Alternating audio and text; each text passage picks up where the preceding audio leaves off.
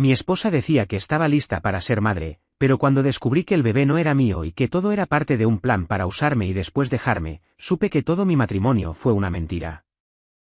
Siempre pensé que mi vida era bastante estándar, trabajo decente, esposa amorosa, o eso creía, una casa normal en las afueras de Milwaukee y planes típicos de familia. Nunca me vi como el tipo de persona que estaría escribiendo este tipo de historia, pero bueno, acá estoy. Y sí, ya sé que suena a cliché, pero todo comenzó con la idea de tener un hijo. O al menos, eso fue lo que me vendieron. Yo tengo 36 años y mi esposa tiene 32. Llevábamos juntos desde que ella tenía 24, y nos casamos después de 4 años de noviazgo. Nunca fue una relación tormentosa. No había gritos, no había escenas de celos exageradas, ni nada que diera señales de alerta. Claro, había discusiones, pero nada fuera de lo común. De hecho, cuando me lo preguntaban, yo solía decir que estaba casado con mi mejor amiga. Suena estúpido ahora que lo pienso, pero era genuino. Yo confiaba en ella con los ojos cerrados. ¿Literal? Todo se empezó a torcer hace como 1 año y medio, cuando ella empezó a insistir con que quería ser mamá. Yo no estaba muy seguro todavía. No porque no quisiera tener hijos algún día, sino porque honestamente no me sentía preparado. Mis finanzas no eran terribles, pero tampoco estábamos en una posición súper cómoda. Sin embargo, ella lo llevó al punto en que tener un hijo se convirtió en su único tema de conversación. Cada cena, cada fin de semana, cada vez que íbamos a ver a sus amigas con bebés, siempre terminaba con una mirada intensa, como si estuviera esperando que yo dijera ok, vamos a hacerlo. Y eventualmente, cedí. Porque la amaba. Porque pensé que eso era lo correcto. Y así empezamos a intentarlo. Lo hicimos todo como manda el manual: control de ovulación, alimentación más saludable, incluso ella empezó con acupuntura porque alguien le dijo que ayudaba. Yo trataba de no estresarme, aunque en el fondo algo me decía que esto no iba a ser tan fácil como pensábamos. Pasaron los meses y nada. 9, para ser exactos. Durante ese tiempo, noté que ella empezó a cambiar. No era solo frustración, era otra cosa. Se volvía más distante conmigo, me hablaba con frialdad y cada vez que el test salía negativo, en vez de buscar consuelo en mí, se encerraba sola en la habitación o salía sin decirme a dónde iba. Y ahí fue cuando empecé a preocuparme. No solo por nuestra relación, sino por mí mismo. Empecé a pensar, ¿y si el problema soy yo? Así que sin decirle nada, me hice un chequeo de fertilidad. No quería que se sintiera culpable o presionada, así que lo hice callado, en una clínica privada. Me costó bastante emocionalmente, no te voy a mentir, pero lo que me tiró por el piso fue el resultado: azoospermia. Básicamente, no hay esperma en mi semen. Nada. Vacío. Eso explicaba por qué no estábamos logrando nada. Salí de esa clínica con un nudo en el pecho. Me estacioné en un Walgreens y me quedé dentro del auto, en silencio, por más de 1 hora. No sabía qué hacer. No sabía si debía contarle, si debía seguir intentándolo, si debía llorar o reír o pegarle a algo. Me sentí menos hombre. Y eso que nunca fui el tipo que cree que la masculinidad está en los huevos, pero en ese momento, me sentí roto. Completamente. Pasaron 3 días sin que dijera nada. Ella estaba más rara que nunca, como si estuviera evitando estar sola conmigo. Luego, un sábado por la mañana, me preparó desayuno, cosa que no hacía desde hace meses, y se sentó frente a mí con una sonrisa rara, como forzada. Me dijo que necesitaba contarme algo importante. En ese instante, pensé que lo había descubierto, que había encontrado los resultados o algo, pero no. Me dijo que estaba embarazada. Yo me congelé. No supe cómo reaccionar. Era como si todo mi cuerpo se hubiera paralizado, pero por dentro estaba gritando. Ella seguía hablando, emocionada, diciendo que al fin lo habían logrado, que era un milagro, que todo el esfuerzo había valido la pena. Yo asentía con la cabeza, sin emitir palabra, sintiendo como el mundo se me caía encima. Porque yo sabía que ese bebé no era mío. Obviamente, no le dije nada en ese momento. No podía. Me superaba la situación. Me limité a abrazarla y fingir que estaba igual de feliz. Hasta sonreí en las fotos que se sacó para mandarle a su madre. Pero esa noche, apenas se durmió, me encerré en el baño y volví a leer los resultados del laboratorio en mi celular. Pensé que quizá me había equivocado, que los nervios me habían hecho interpretar mal el documento, pero no. Estaba clarísimo. Azoospermia. La noche siguiente no pude dormir. Me levanté varias veces, di vueltas por toda la casa y terminé tomando una cerveza solo en la cocina a las 3 de la mañana. Fue ahí cuando se me metió en la cabeza que tenía que hacerme otro test, por si acaso. Así que pedí una segunda opinión, esta vez en otra clínica en Madison. Una semana después, el resultado era el mismo, totalmente estéril. A partir de ese momento, todo cambió. Pero no para bien. Aún no sabía si decirle, confrontarla, investigar más, o simplemente hacerme el idiota y seguir la corriente. Porque sí, suena ridículo, Pero una parte de mí quería aferrarse a la idea de que tal vez había una explicación lógica, una esperanza.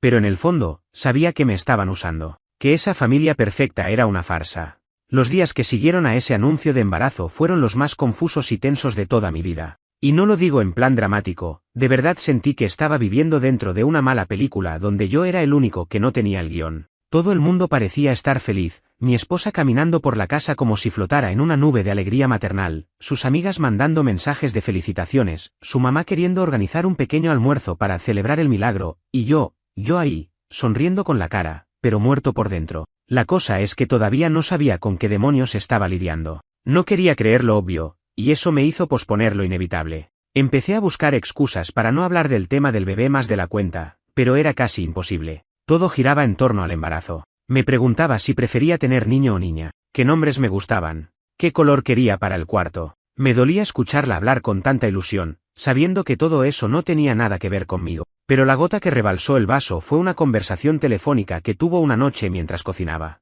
No me estaba escondiendo nada, o al menos ella creía que no había motivo. Yo estaba en el pasillo, buscando una camisa en el cuarto de lavado cuando escuché que alguien le decía por altavoz, y él ya sabe que no es suyo. Fue un susurro, pero lo escuché clarito. Ella soltó una risa cortita, medio nerviosa, y cambió el tema. No dijo que sí, ni que no. Solo esquivó.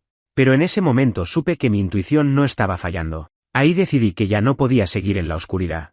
No podía dejarme llevar por conjeturas. Tenía que saber con certeza con quién estaba lidiando, si había alguien más, y desde cuándo. Me senté esa noche frente a la computadora, esperando que algo, lo que fuera, me saltara en la cara. Pero no había nada. Ni mensajes extraños, ni correos raros. Todo limpio. Demasiado limpio. Lo que sí noté es que usaba mucho más el celular que antes, y lo tenía siempre boca abajo o lo llevaba al baño. Detalles pequeños, pero que a esta altura gritaban que había algo más. Entonces hice lo que muchos hacen cuando ya están hasta el cuello de sospechas, esperé a que se durmiera profundamente y le tomé el celular.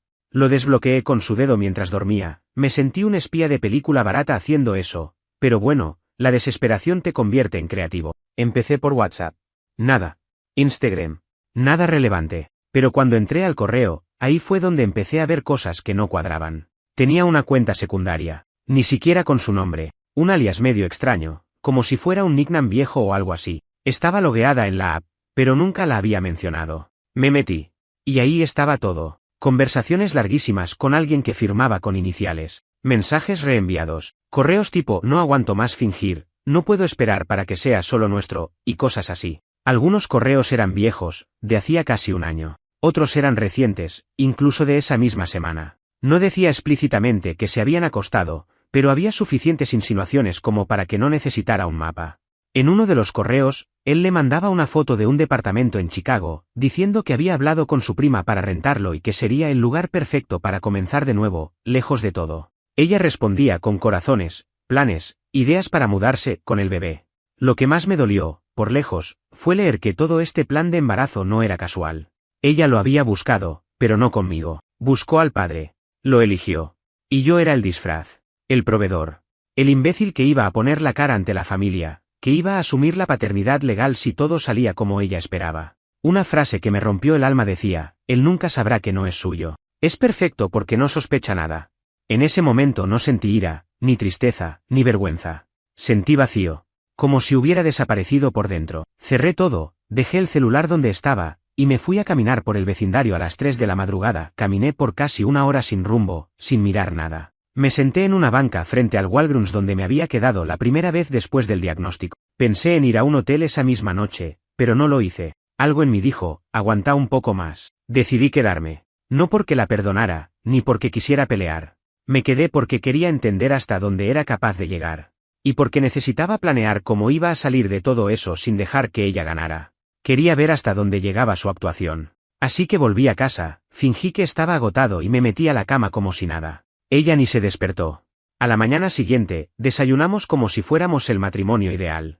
Hablamos del baby shower, de una posible escapada a la que Geneva antes de que naciera el bebé, incluso me mostró unas ideas para el cuarto infantil que había sacado de Painte. Yo asentía, le seguía la corriente, le decía que todo sonaba genial. Por dentro, me sentía como un actor sin alma, cumpliendo su última función. Ese mismo día contacté a un abogado. Me reuní con él en secreto 3 días después, durante una salida al supermercado. Le expliqué todo, Le mostré los resultados médicos y capturas de los correos. Me dijo que era una situación muy jodida, pero que si jugaba bien mis cartas, podía salirme casi limpio. Me recomendó no confrontarla todavía. Esperar. Documentar. Grabar si era necesario. Reunir todo lo posible. Y así empecé a armar mi salida silenciosa. Durante las semanas siguientes, empecé a notar cada detalle con una claridad brutal. Era como si, de repente, mi cerebro se hubiera puesto en modo vigilancia. Todo lo que antes pasaba desapercibido, ahora me saltaba en la cara. Su celular siempre en silencio, los mensajes que contestaba en la otra habitación, la forma en que escondía una sonrisa estúpida cuando pensaba que yo no la estaba mirando, el modo en que me tocaba el hombro como si necesitara mantener el lazo, pero ya sin ganas. Hasta sus abrazos eran fríos, coreografiados, como si intentara mantener su papel de esposa amorosa sin saber que ya había perdido la naturalidad.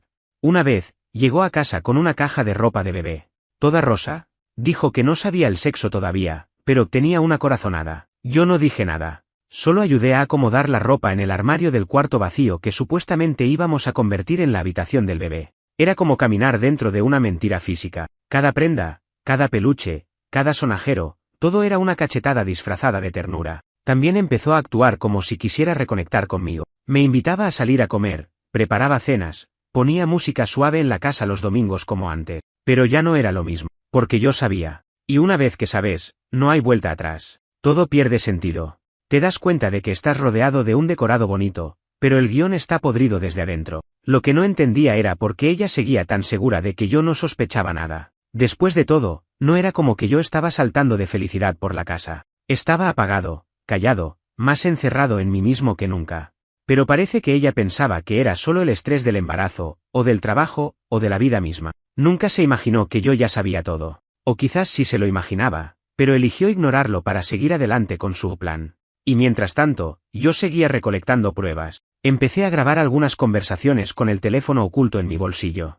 Nada muy escandaloso, pero sí suficientes frases ambiguas que se sumaban a la historia. Un día, mientras almorzábamos en un restaurante, ella soltó: «Lo importante es que vos vas a firmar el acta cuando nazca, ¿verdad?».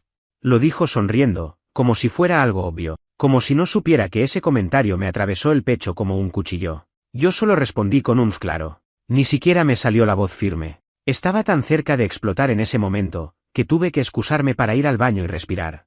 Me miré al espejo durante 5 minutos, preguntándome si de verdad valía la pena seguir fingiendo. Pero sí, valía. Porque si explotaba, ella podía controlarlo todo. Podía manipular la narrativa. Pero si yo jugaba mis cartas con paciencia, la caída sería más fuerte. Para ella. El abogado me había recomendado esperar hasta que naciera el bebé. Ahí era el momento de actuar. Me explicó que podía hacer una prueba de paternidad legal, rechazar la firma, y evitar quedar atado a un hijo que no era mío. Pero también me advirtió que si firmaba cualquier papel sin revisar, podía meterme en un quilombo legal del que no salía tan fácil. Así que me volví paranoico con los documentos. Todo lo que llegaba por correo lo revisaba 3 veces. Todo lo que ella me pedía firmar lo posponía con excusas. Fue en una de esas semanas que las cosas tomaron otro giro. Un giro feo. Yo estaba volviendo del trabajo, un martes como cualquier otro, cuando vi a alguien salir de casa. Un tipo. Alto, flaco, con gorro de béisbol. Me detuve con el auto a media cuadra y lo observé desde lejos. No lo reconocí. Y eso que nuestro vecindario es bastante chico. No era ningún vecino. No llevaba herramientas, no parecía delivery. Caminó rápido, se subió a un coche y se fue. No me animé a seguirlo porque no tenía cómo justificarlo si algo salía mal. Pero supe, sin lugar a dudas, que ese tipo no estaba ahí por mí. Cuando entré a casa, ella estaba actuando raro. Nerviosa. Me ofreció una cerveza, cosa que nunca hacía entre semana. Me abrazó como si nada, pero sus manos estaban heladas. Le pregunté si alguien había venido y dijo que no, que solo había salido al patio a regar las plantas. Asentí.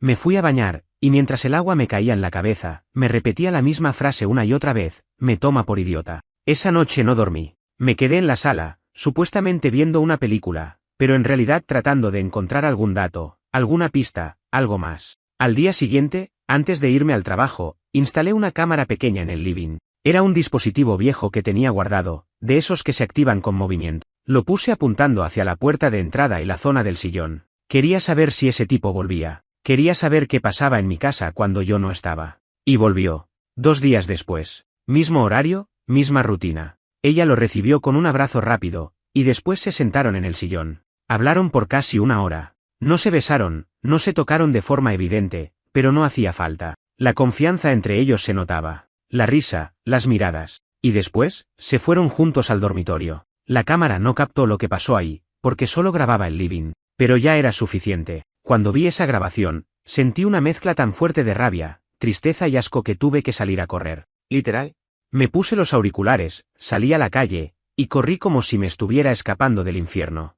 Terminé a 10 cuadras de casa, sentado en una banqueta frente a un food truck cerrado. Ahí supe que el final estaba cerca. Lo más enfermo de todo esto es que esa misma noche, ella me preguntó si quería acompañarla a la próxima ecografía. Me lo dijo con una voz tan tierna, tan cargada de emoción, que por un momento me dieron ganas de creerle, de creer que ella no sabía lo que hacía, que tal vez se había arrepentido, que tal vez todo era un error, un desliz. Después de ver la grabación, no había vuelta atrás. Era como si me hubieran arrancado el último pedazo de esperanza que me quedaba. Ya no podía seguir mintiéndome, ya no podía hacer como si no supiera lo que estaba pasando. Lo peor es que ella ni siquiera se tomaba el trabajo de disimular del todo. O capaz pensaba que tenía el control tan asegurado que no hacía falta. Esa noche, después de su invitación para ir juntos a la ecografía, me encerré en el baño con mi celular y volví a mirar el vídeo. Necesitaba confirmar cada gesto, cada detalle. Y ahí fue cuando me percaté de algo que había pasado por alto en la primera revisión. Él le dio una caja pequeña, como esas que usan para joyas.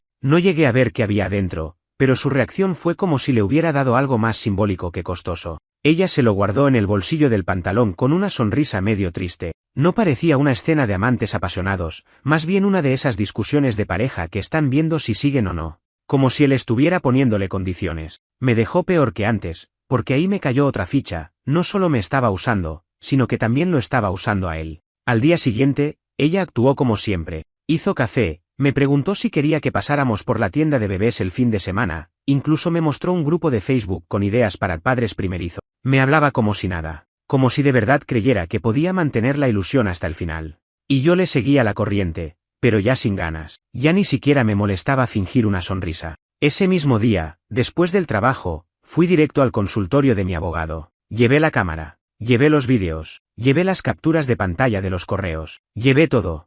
Él miró los clips en silencio, sin hacer ningún gesto. Cuando terminaron, simplemente dijo, tenés todo lo que necesitas para hundirla.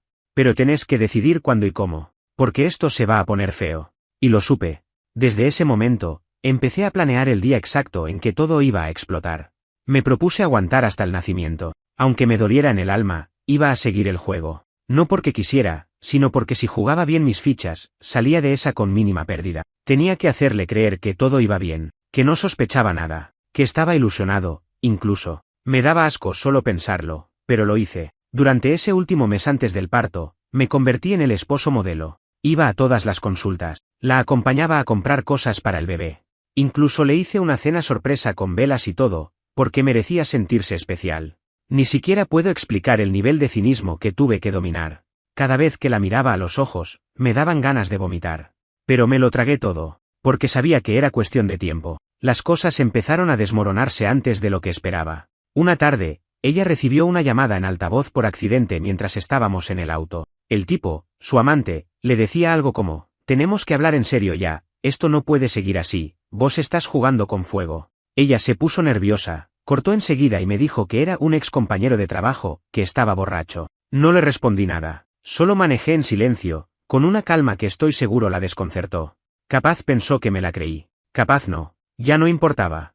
Una semana después, organizó una pequeña reunión familiar en casa para anunciar el sexo del bebé. Todo muy simple, cupcakes con relleno rosa o azul, cartelitos decorativos, cosas así. Vinieron sus padres, sus amigas, mi hermano y su esposa. Ella estaba radiante, literalmente brillaba de lo feliz que aparentaba estar. Yo también actué. Me reí con todos, brindé con jugo, porque supuestamente dejé el alcohol desde que estábamos esperando, y hasta hice una pequeña broma sobre que iba a ser el papá más sobreprotector del mundo. Pero lo interesante pasó después de que todos se fueron. Estaba lavando los platos cuando noté que había olvidado cerrar la cámara oculta. Solo por costumbre, fui a revisar el material. Y no sabes lo que encontré. Después de que me fui a la cocina, ella se quedó sola en el living, revisando su celular. Empezó a escribir un mensaje, lo borraba, lo escribía de nuevo. Al final lo mandó. Luego murmuró, espero que esto valga la pena. Ahí fue cuando supe que el tipo estaba reculando, que probablemente se quería bajar del barco. Y ella lo sabía. Por eso su felicidad era tan teatral. porque se le estaba cayendo todo. Ya no estaba tan segura de su plan. Y eso, de alguna manera enferma, me dio una especie de alivio. Pero el golpe de gracia llegó un martes a la tarde. Me llegó un mensaje de un número desconocido. Era él. El tipo. No me dijo su nombre, ni se presentó, pero el contenido lo decía todo. Sé que vos no sos el padre. No quiero quilombos, solo quiero que me dejes ver al bebé cuando nazca. Ella me mintió a mí también. Me dijo que vos estabas de acuerdo con todo. Me usó. A los dos. Te juro que lo leí 10 veces. Me senté. Respiré. Y después le respondí. Nos vemos en el hospital. Lleva tu conciencia, que parece que la perdiste en el camino. Nunca me contestó. No volví a saber de él hasta mucho después. A partir de ese momento, mi objetivo fue uno solo, dejarla completamente expuesta. Que no pudiera escapar. Que no tuviera como mentir más. Que sintiera lo mismo que yo había estado sintiendo por meses. Porque por más que suene oscuro, no quería que saliera ilesa. Quería que su mentira le pesara cada día del resto de su vida. El día que rompió bolsa fue una locura, pero no por las razones que se supone que debería serlo. No fue emocionante, no fue mágico, no fue como en las películas donde el futuro papá corre por la casa buscando las llaves mientras la embarazada grita desde la puerta. No, fue silencioso, frío, controlado, porque yo ya sabía lo que venía, y estaba listo para lo que iba a hacer. Todo empezó como un día cualquiera. Desayunamos juntos, ella me preguntó si podía pasar por la tintorería y recoger un vestido que había mandado a arreglar. Yo dije que sí, como siempre, sin mostrar ningún tipo de emoción. Estábamos en esa etapa donde la conversación era cordial, pero vacía. Yo seguía cumpliendo con mi rol, el de esposo atento. Ella con el suyo, el de futura madre perfecta. Nos movíamos como dos actores que ya sabían que la obra estaba por terminar. Esa tarde, me llamó al trabajo.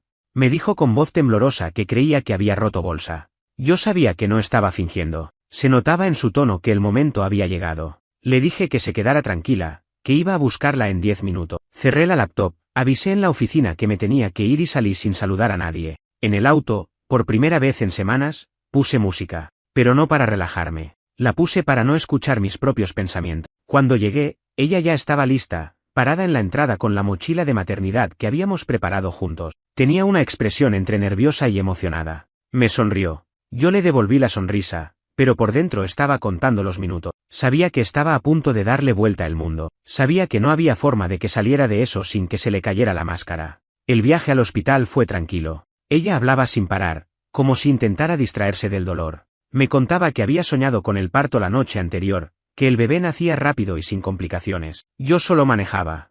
Asentía de vez en cuando, y miraba el camino. En un semáforo en rojo, la miré.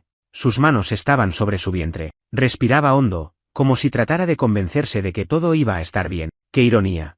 En el hospital, todo se movió rápido. Apenas la revisaron, la llevaron directo a la sala de parto. Yo estaba ahí, acompañándola, como el gran esposo que ella creía que yo era. Mientras el personal médico se organizaba, me acerqué y le tomé la mano. Me miró con los ojos vidriosos. Me dijo que tenía miedo. Yo le respondí, no te preocupes, va a salir todo como tiene que salir. Y en ese momento, supe que era el último favor que le hacía. Minutos antes de que empezaran con la preparación final, le dije que tenía que salir un momento para hacer una llamada. Me lo permitió sin sospechas. Caminé hasta el pasillo, saqué los papeles del bolsillo interior de mi campera y respiré hondo. Primero, fui a la recepción. Pedí hablar con el encargado de registros. Me identifiqué. Mostré mi prueba médica de esterilidad, mis documentos, los correos impresos. Expliqué que, legalmente, no debía ser registrado como el padre. El tipo me miró con cara de esto no me pasa todos los días, pero asentó. Me dijo que hablarían con el departamento legal del hospital. Todo quedó en marcha. Después, llamé a mi abogado. Le dije que ya estaba en proceso, que cuando saliera del hospital, iría directamente a firmar los papeles de divorcio y que él se encargara de todo. Me pidió que mantuviera la calma, que no dijera nada en el hospital, que no confrontara ahí, que no era el momento. Yo le dije que sí, pero en el fondo, ya tenía claro que no iba a seguir ese consejo. Volví a la habitación con la cara más serena que pude. Ella estaba conectada, recibiendo medicamentos, el equipo médico organizando todo. Me senté a su lado, le acaricié la frente. Me dijo que me amaba. No pude decirlo de vuelta. Solo le sonreí. Y creo que en ese momento, lo notó. Algo en mi mirada la hizo dudar. Pero ya no había marcha atrás. El parto fue rápido, al menos más de lo que esperábamos. Cuando el bebé nació, lloró fuerte. Era un varón. Ella lloraba también, como si todo su cuerpo se hubiera descargado. Me miró buscando una reacción. Yo simplemente me paré, me acerqué, lo miré. Y no sentí nada. No hubo esa conexión mágica de la que todos hablan. No fue falta de compasión, fue claridad. Porque ese niño no era mío. Los médicos me ofrecieron cargarlo. Dije que no. Ella me preguntó qué pasaba. Le dije que necesitaba hablar con ella. A solas. Esperé que el médico saliera, que la enfermera también se retirara. Y entonces, le mostré los papeles. Todo. Las pruebas médicas, las capturas de sus correos, la carta del abogado, los registros de la cámara. Todo. En ese instante, el color de su cara cambió. Pasó del cansancio posparto a la confusión absoluta. Después al pánico. Luego al enojo. Y por último, al silencio. Le dije que sabía todo. Desde hacía meses. Que me hice el idiota porque necesitaba estar preparado. Que no iba a firmar el acta. Que ese bebé no tenía por qué cargar con nuestras mentiras. Y que, a partir de ese momento, ella se iba a hacer cargo sola. Que mi abogado la contactaría. Y que no volveríamos a hablar. No gritó. No lloró. No dijo una sola palabra. Se quedó acostada, con los ojos abiertos, como si estuviera tratando de procesar lo que pasaba. Yo salí de la habitación. Caminé sin mirar atrás. Crucé el pasillo. Pasé por la sala de espera donde estaban sus padres, que me saludaron felices. Salí del hospital sin mirar atrás, pero no fue como en las películas. No sentí alivio inmediato, ni liberación, ni esa sensación de final cerrado que uno espera cuando da un paso así de grande. Al contrario, me senté en el auto y me quedé quieto por varios minutos, con las manos en el volante y los ojos fijos en la puerta del edificio. Pensaba en si alguien la estaría consolando, si habría entendido lo que acababa de pasar, o si seguiría en negación, como si todo esto pudiera revertirse con un simple perdón. Prendí el motor y manejé sin destino por más de una hora. Pasé por calles que conocía desde hace años, barrios donde habíamos ido juntos a tomar café, donde alguna vez habíamos hablado de comprar una casa más grande, de tener una segunda habitación para el futuro hijo que ahora ella tenía, con otro. Todo eso me parecía parte de otra vida. Una vida que ya no era mía, y probablemente nunca lo había sido del todo. Terminé en un motel barato a las afueras de la ciudad. Tenía la maleta en el baúl desde hacía semanas, como si algo en mí hubiera sabido que ese día estaba cerca. Pagué en efectivo. No le di mi nombre real. Me metí en la habitación, tiré la maleta en la silla, me saqué la campera y me desplomé en la cama. Ni siquiera tenía hambre, solo me quedé ahí, en silencio, mirando el techo, preguntándome si de verdad había terminado todo o si lo peor todavía estaba por venir. Y no me equivoqué. Lo peor todavía tenía espacio. Al día siguiente, cuando finalmente prendí el teléfono, tenía más de 50 llamadas perdidas, la mayoría de ella, otras de su madre, algunas de números desconocidos, un par de mensajes de mi hermano preguntando qué había pasado, porque la familia de ella estaba diciendo que me había ido del hospital sin dar explicaciones y que había abandonado a mi mujer justo después del parto. Empezaba la campaña de víctima. No me sorprendía, pero igual me jodía. No contesté ninguna llamada. Solo le escribí a mi abogado y le pedí que iniciara el proceso formal del divorcio sin más demora. Le envié todos los documentos que faltaban desde un Starbucks con wifi. Me aseguré de dejar las cosas claras en cada papel, no había vínculo biológico entre el bebé y yo, no iba a asumir ninguna responsabilidad legal sobre él, y no iba a pagar ni un centavo más del mínimo legal que se me exigiera. Mi abogado me dijo que con las pruebas que tenía, lo más probable es que saliera limpio, pero que me preparara igual, porque ella iba a contraatacar. Y tenía razón. Al día siguiente, me llegó una notificación de su parte. No directamente, claro, sino a través del abogado que había contratado a último momento. Pedía una conciliación antes del divorcio, argumentando que hubo confusión sobre la paternidad y que merecía una oportunidad de explicarse. Yo ya sabía que ese era su intento de salvar algo, cualquier cosa, ya sea económica o emocional. Pero ya no quedaba nada que pudiera explicarse. También vi en redes sociales, a través de una cuenta falsa que había creado para monitorear sin que me bloquearan, que había subido una foto con el bebé. No mencionaba mi nombre, pero decía cosas como una nueva etapa, una nueva vida, y tenía comentarios de sus amigas tipo, sos una guerrera, ese bebé tiene la mejor mamá del mundo. Nadie sabía la verdad. Nadie sabía que detrás de esa foto había meses de mentiras, manipulación y una jugada sucia que casi me deja emocionalmente quebrado. Mi familia todavía estaba en shock.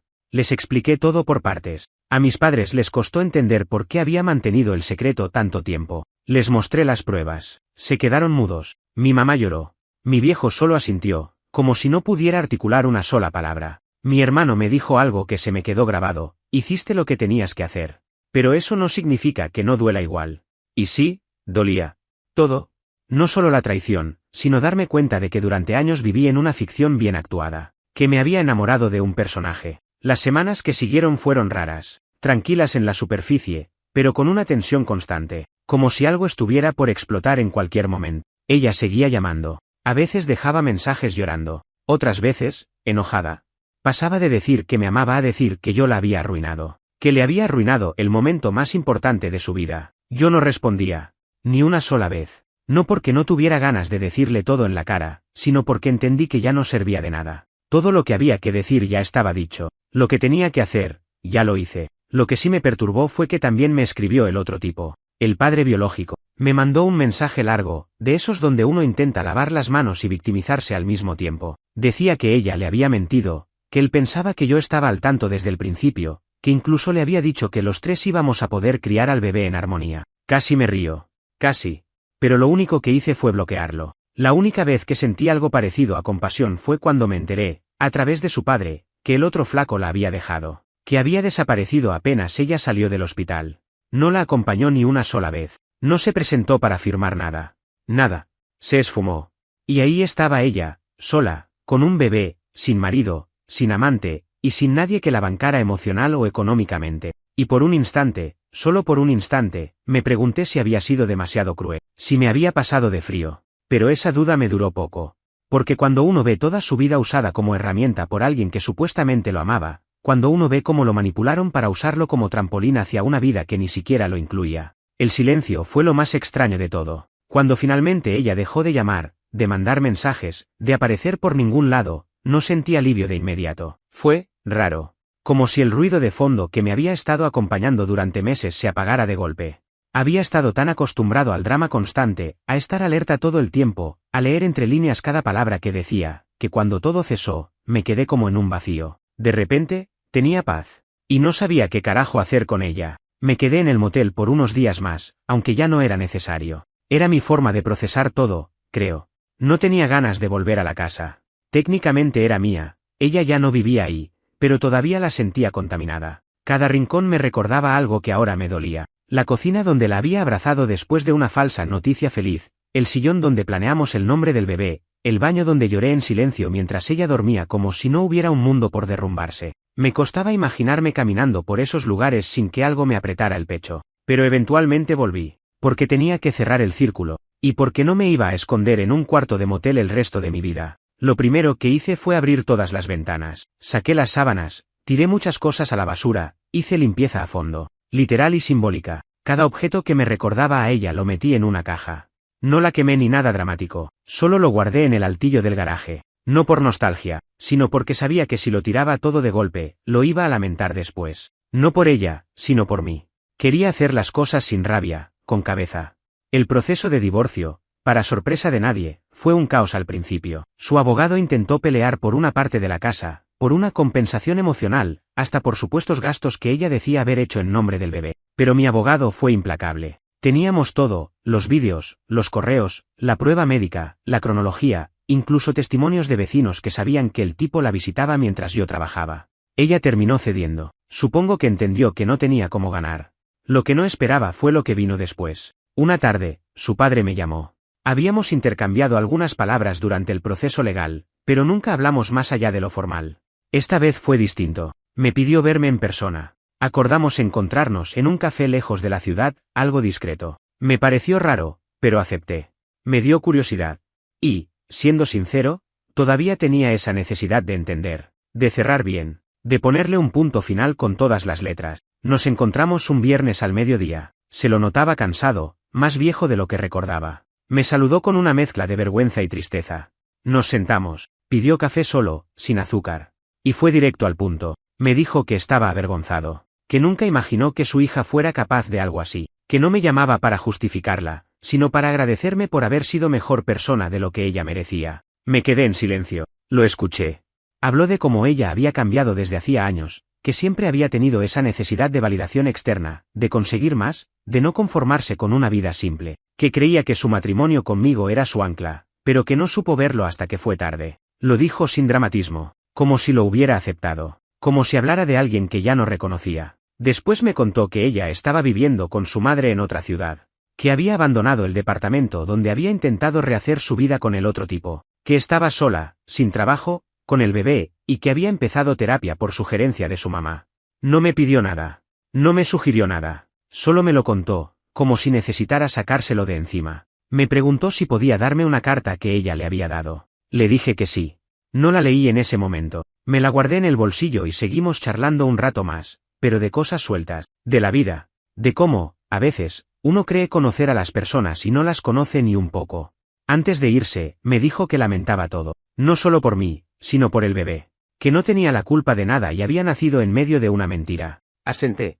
No sabía qué responder a eso. Esa noche, leí la carta. Era una mezcla de arrepentimiento, explicación, y desorden emocional. Decía que nunca fue su intención lastimarme así, que había sentido un vacío inmenso que no sabía cómo llenar, que había buscado emoción afuera porque sentía que nuestra vida se había vuelto muy tranquila, que eso no justificaba nada, pero era la verdad, que al principio pensó que podía manejarlo, que podía tenerlo todo, un esposo estable, un amante apasionado, un hijo que diera sentido a su existencia, pero que nada de eso era real, que se perdió, que mintió, que me usó, que lo sabía, y que la noche del parto, cuando le mostré todo, sintió por primera vez que se había quedado sin ningún disfraz. Lo que más me tocó fue una frase que escribió casi al final. No espero que me perdones, solo quiero que sepas que, en algún punto, sí te quise. No de la manera correcta, pero fue real. Y me duele haber matado eso. Me quedé sentado en la cama con la carta en las manos por más de una hora. No lloré. No me enojé. No me reí. No sentí nada. Porque estaba vacío. Porque ya había pasado por todas las emociones posibles. Solo pensé en lo que me había dicho mi hermano semanas atrás. Hiciste lo que tenías que hacer. Pero igual va a doler. Han pasado 8 meses desde esa última carta. Desde la llamada del padre. Desde que cerré la puerta del pasado y me dediqué, por primera vez en mucho tiempo, a pensar en mí. No en lo que debía hacer. No en lo que los demás esperaban de mí. En mí.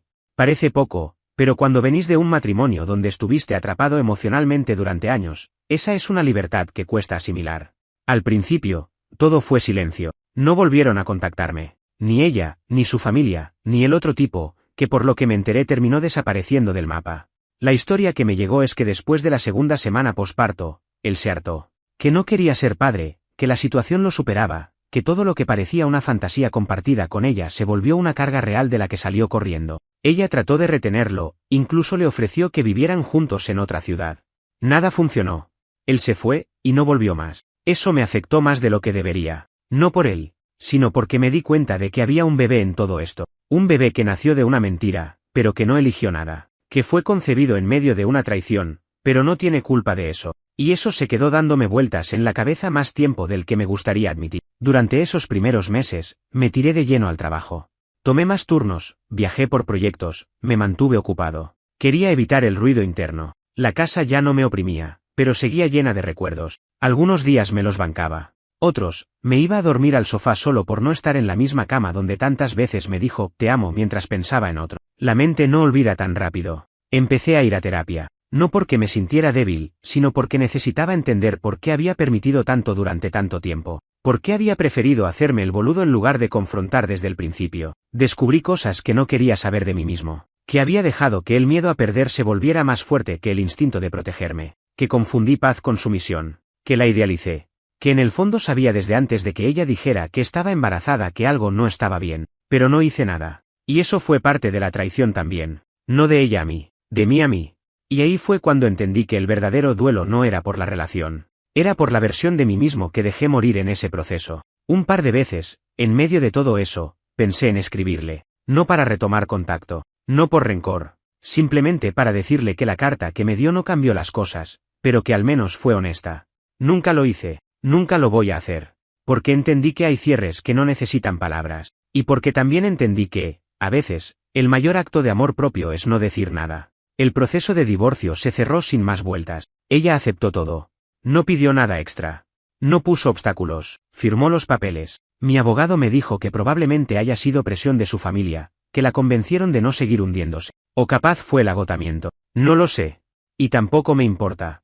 A veces me cruzo con conocidos que me preguntan por ella, por el bebé. Yo digo lo justo, que ya no estamos juntos, que se fue a vivir con su madre, que yo sigo solo, tranquilo, trabajando. Nadie pregunta demasiado. La mayoría intuye que pasó algo fuerte, pero respetan el silencio. Y eso se agradece. El otro día, mientras hacía las compras, vi una pareja con un nene de no más de un año. Estaban eligiendo pañales, discutiendo entre dos marcas, riendo. Fue como un flashback directo al corazón. Me quedé ahí, mirando sin mirar, con el carrito quieto. No por celos, no por resentimiento, sino porque por primera vez en mucho tiempo me pregunté, ¿qué hubiera pasado si todo hubiese sido real? No encontré respuesta. Y no la necesito tampoco.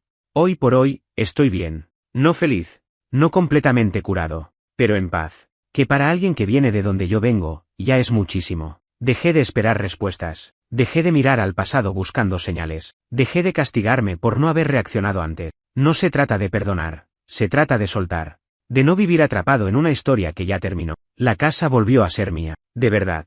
Reemplacé muebles. Pinté paredes. Cambié las cortinas. No como acto simbólico, sino porque quería que mi entorno reflejara mi estado interno. Algo más simple. Más claro. Sin adornos. Sin capas falsas. Lo que ves, es lo que hay. Hace poco volví a salir con alguien. Nada serio. Un par de cenas, buena charla, nada de expectativas. Al principio me sentí un impostor. Como si estuviera actuando. Pero después me di cuenta de que no. Que no necesito forzar nada. Que puedo tomarme el tiempo que quiera.